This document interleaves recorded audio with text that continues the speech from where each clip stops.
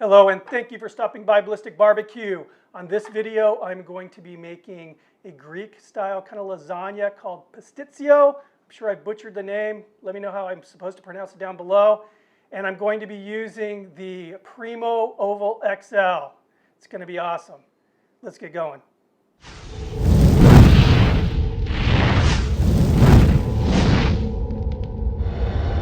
All right, now pastitsio is this layered baked pasta dish with meat sauce and a lot of cheese. I mean, what is not to like? We're going to start off by making the meat sauce. I have my pan preheated to a medium-high heat. Add a little bit of olive oil here. And right here I have 2 medium onions that I have finely minced. Get those into the pan. I'm just going to start sauteing these until they soften up. All right, it's looking good. Now I'm going to add 25 ounces of ground beef. Get this all broken up here. A little bit of sea salt. All right, as you can see, the meat is really starting to mix up now with the onion. Starting to brown. Going to add 2 cloves of minced garlic here. And 1 tablespoon of tomato paste.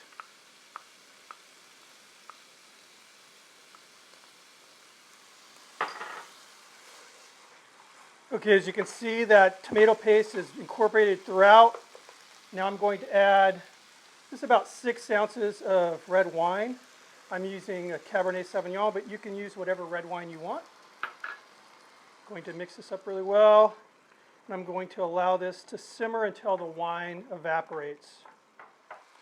Okay, wine's evaporated. Now what I have here is 1 14-ounce can of diced tomatoes. I'm going to add those.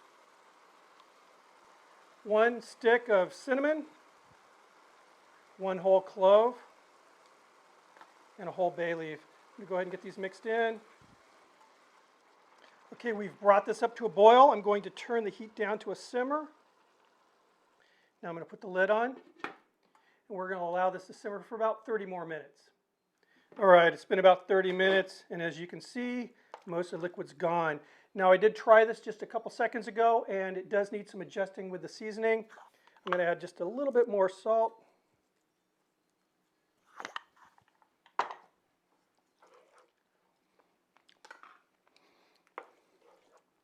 It's right where I want it. We're going to go ahead and set this off to the side, and we're going to move on to the next step of this recipe. All right, for the next step in this recipe, we are going to make a bechamel sauce. I have here 3.5 ounces of butter. And it's going to go in the pan here. We have a medium-low heat. I want to get this butter melted.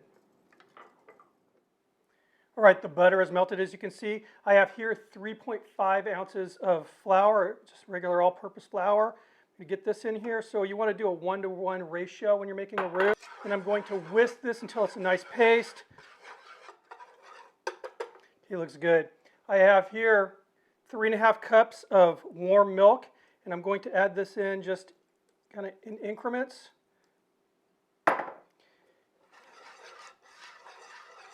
It's really important to do it incrementally like this, or else you're going to end up with a lumpy sauce.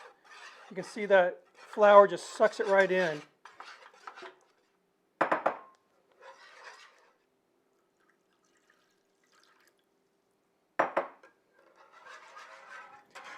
Okay, as you can see, all the milk has been added. I'm just going to continue whisking this vigorously to keep the lumps out of it. I want this to reduce a little bit more. We need to make sure we cook this enough to where the flour flavor goes away, but we do not want to burn this sauce. All right, it's coming along really good. Gave it a little taste. There's no floury taste at all. Turn the heat off. Continue whisking it just a little bit. Okay, I have here 2 egg yolks. I'm going to just add these in slowly and continue stirring briskly. I do not want these to scramble in the sauce. You can see it's looking really good.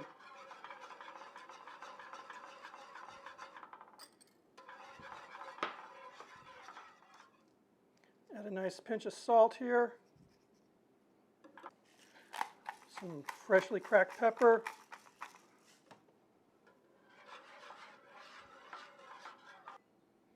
Pinch of nutmeg. Now I have here 3½ ounces of Parmigiano Reggiano grated cheese. Get that in here.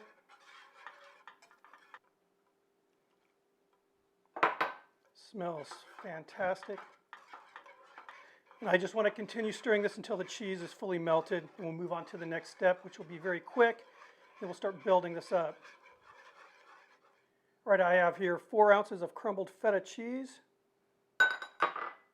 2 eggs. I'm going to get this kind of whisked together here. Now I have here 12 ounces of al dente penne pasta. You could use macaroni as the traditional pasta. This is what I had available. Go ahead and dump this in here. Now you want to make sure that it's al dente. I cooked this 3 minutes less than the box called for. We just want to make sure that this gets all nice and incorporated, kind of mushed into these noodles here. All right, that looks good. Now let's build the pastitsio. Right, the first thing I'm going to do is add about 1/4 of this bechamel sauce into this meat sauce.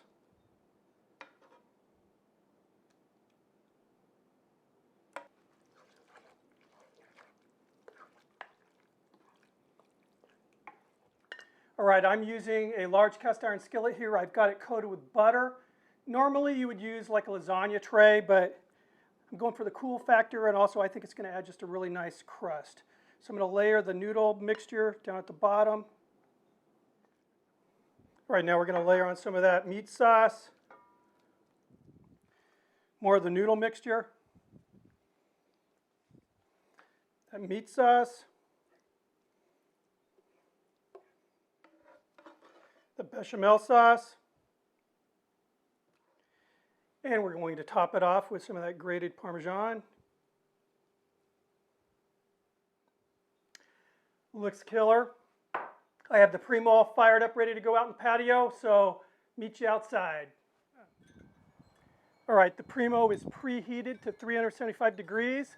I have the daisy wheel fully opened, the disc opened up about 1 inch or so, and the bottom vent is open about 1.5 inches. I have the heat deflector in. I'm going to place the skillet in the center of the grate here, close the lid, and we're cooking. I'm expecting this to take probably about 40 minutes or so. What I'm looking for is a nice kind of a bubbly, little bit of a crust on top. So I'll see you in a bit. All right, it's been 45 minutes, and wait till you see this. Bubbly, golden deliciousness. So I'm going to go ahead and pull it, take it in the house, and let it come back together, set just like you would with a lasagna. Then we'll be trying it out. So see you in there. All right, so we've let this set a good 15 minutes, and I am dying to try this. So let's get this cut up here. Wow, very hearty.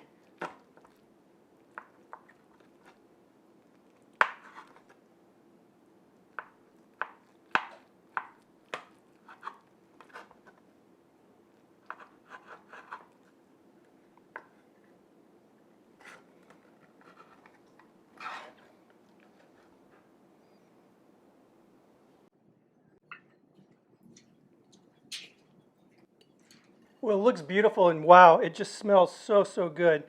Let's give this a try.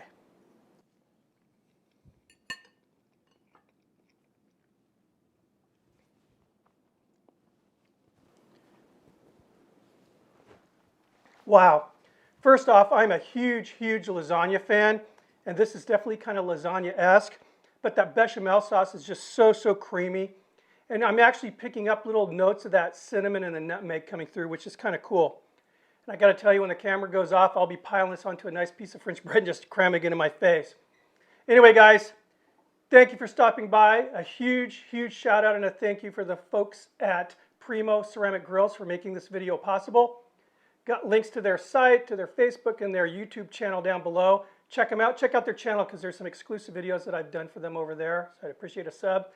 And special thanks to my buddy Peter. He's from Greece, and he actually requested that I do this recipe. So thanks, Peter. The recipe that I actually pulled off the web is linked down below as well. Anyway, guys, I will see you on the next video. Opa!